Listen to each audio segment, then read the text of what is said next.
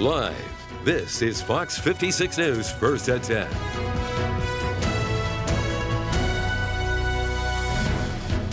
First at 10 tonight, Dallas Township Police say a tense standoff today ended without injury. Good evening, I'm Ann Laree. Right now on First at 4, we are tracking more showers and storms this weekend. We'll tell you when you could catch a break from the rain. We begin with breaking news out of Susquehanna County as 2 state troopers are in stable condition tonight after being shot while responding to a call. A viral video circulating online has thousands of eyes on the Scranton Fire Department. And look at the damage left behind by storms in the Chicago area. This is in the suburb of Lisle, west of the city. And those emotions skyrocketing as former President Donald Trump entered the building earlier this evening. We're only a few hours into this weeks-long trial, and already we're hearing chilling details from both the prosecution and the defense. It's now day 19 of this trial, and jurors have deliberated for 9 hours so far. And those storms also causing a flood of concerns for drivers in Southwest Michigan. In fact, his pages-long record shows he's had nearly 40 traffic-related cases just in the Illinois county where he lives. Since 2000, court records indicate. First at 10, a packed house in Jessup tonight as homeowners, developers, and attorneys faced off over a zoning overlay for energy technology. In the days since, investigators have learned of several reports involving Sanchez and young females, one of which was a young woman who had a protective order against him in Illinois. He had just moved to Elkhart less than a year ago. A fire on Scranton's south side last night has left several people displaced and 3 firefighters injured. A group of young athletes from Luzerne County is heading to one of baseball's biggest stages. This afternoon, there have been more than a dozen police cars here on scene, including Indiana State Police and St. Joseph County. Cars now flowing back through here. Police are also walking us through the entire incident and giving us a timeline of all the efforts made by officers before shots were fired. In just hours, Harris will take the national stage as the night's keynote speaker. The manager told investigators 2 people approached him outside of his Benton Harbor home. He says they held him at gunpoint, blindfolded, and even handcuffed him and then put him in the back of his own car. Trump also promising in his speech that if elected again, he'll bring down taxes and begin paying off national debt. All eyes now turn to the Democratic National Convention slated for next month. Well, Juliana even coming back down out of the courtroom just a few minutes ago. We could hear cheers, screaming as we've been reporting for weeks now. So many members of the community have been outside this courthouse following along this case. Police are investigating the death of a 44-year-old man who died by suicide during an arrest attempt. Now at 6 across the country, the number of people living without homes, on the street, or in shelters continues to climb at an alarming rate. Efforts to improve the situation continue in St. Joe County. Yeah, they often spark enthusiastic support and cautious opposition, as some in the community are concerned about the amount of taxpayer money being spent on those resources. WSBT 22's Ann Laree following the money tonight as 22 investigates. She joins us here in the studio. And one of those efforts, Motels for Now, a low barrier intake center that's operated out of an old Knights Inn on Lincoln Way West. It'll move into a new facility off Old Cleveland Road and become the new day intake center. They hope to break ground there this summer. Those behind it and other efforts say we need to keep making progress. We're hearing from leaders from across our area tonight who discuss how much we're spending on housing the homeless and where it's all going.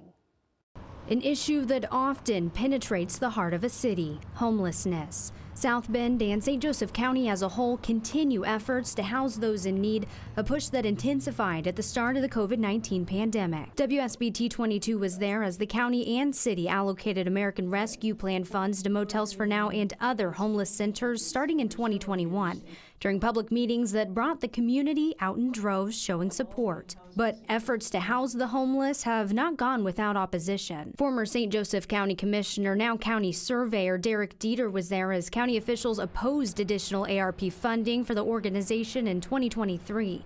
He says 2 years later, the county and some taxpayers within it are still cautious about its contributions going forward. As someone who's challenged this effort, can we talk about why specifically when it comes to funding? The county has given a lot to not-for-profits, which is fine, but I think they overextended that money when we could have used it for infrastructure here. We could have used it for roads and improvements that way. So I think that they meant well, but in my line, there's a line of demarcation where money can go to help people as opposed to what we needed to logistically run our county.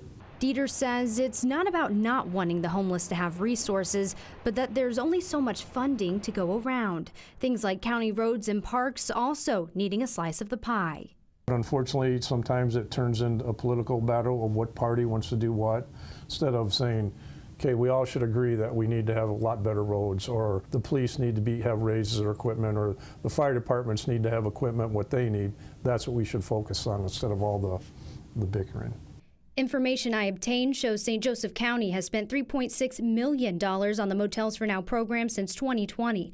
That funding has come from the American Rescue Plan federal grant and the general fund.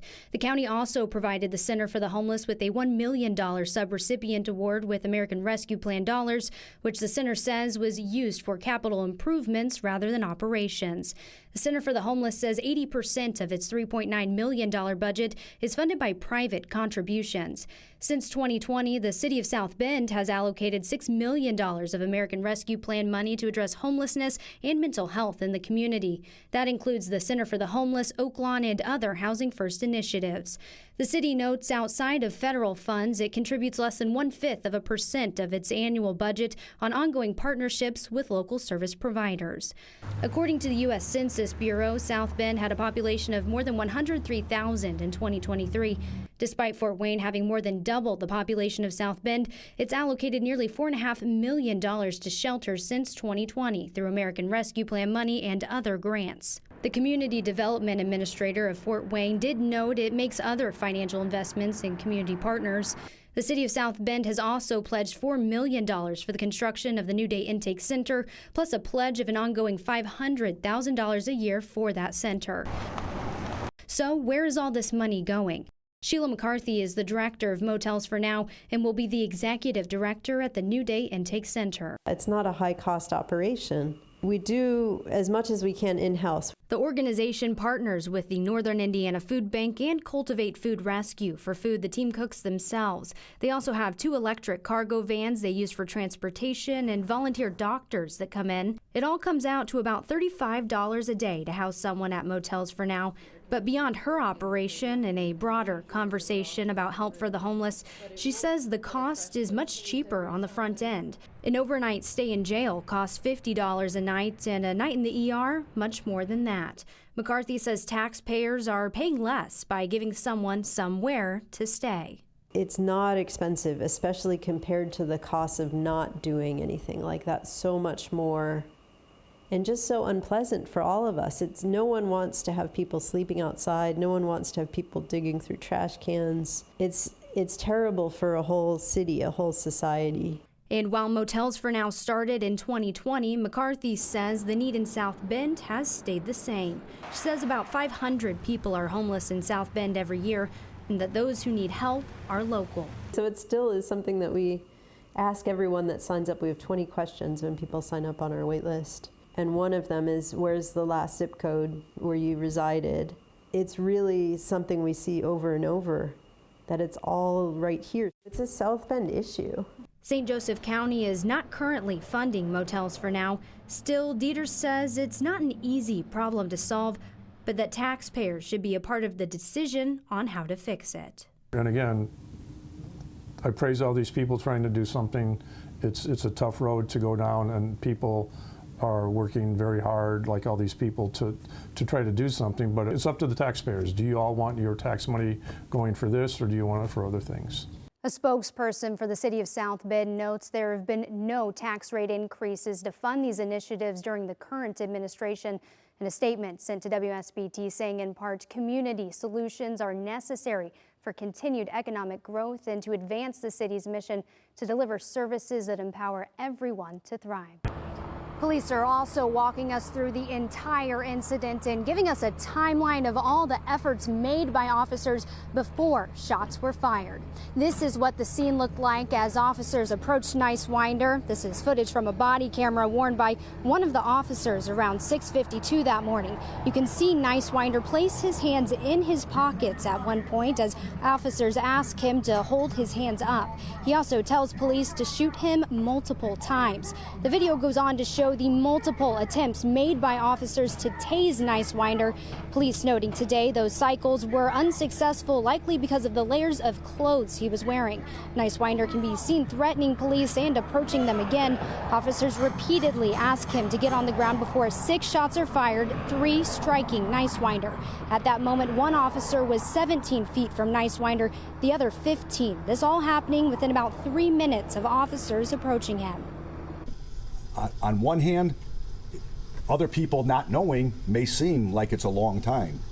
For the officers, it could have seemed forever. We're breaking down into quarter and half seconds, and it's just, again, each human being dealing with whatever situation it may be is totally different. Police also offered some context today on the efforts of those tasers and the training that these officers go through. I'll have more on that tonight at 6. We're now live in South Bend. Ann Laree, WSBT 22 News. Because there was cars down the road, all the way down the street. There was cars. It was pretty. It was a nice amount of people out here. Neighbors say they've never seen anything like it. Large crowds of young people block after block in the area of Washington and Walnut. What neighbors say looked like hundreds of young people partying quickly turned scary.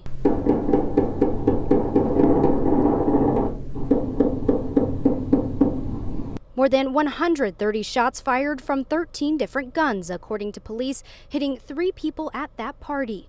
36 police cars sent to the scene from 4 different departments. That's when the struggle began for first responders to get to those victims. Police say the large crowds were making it difficult for even ambulances to get through. They were hindering our response to get to the 3 people that were shot, and people were going to have to explain why they did what they did. No excuse and no reasons good enough to hinder the police from trying to bring aid to victims. One juvenile was arrested as a result of that struggle, but has since been released to his parents. This incident breaks a 24-day streak without criminal shootings in the city, as 2023 has seen fewer shootings than this time last year. Police Chief Scott Ruskowski wants answers as to what happened. Somebody knows. Every time that trigger is pulled, somebody knows other than whoever's pulling that trigger. In this case, we have 13 different people pulling the trigger. Neither of us should be here to have to plead to the community to stop something so easy to stop. South Bend Mayor James Mueller calls it disappointing. He says the city has systems in place to keep people safe, but now it's up to the community. If you know who is responsible for violence in our community, come forward with information. So we need the information to be able to get these violent offenders off the streets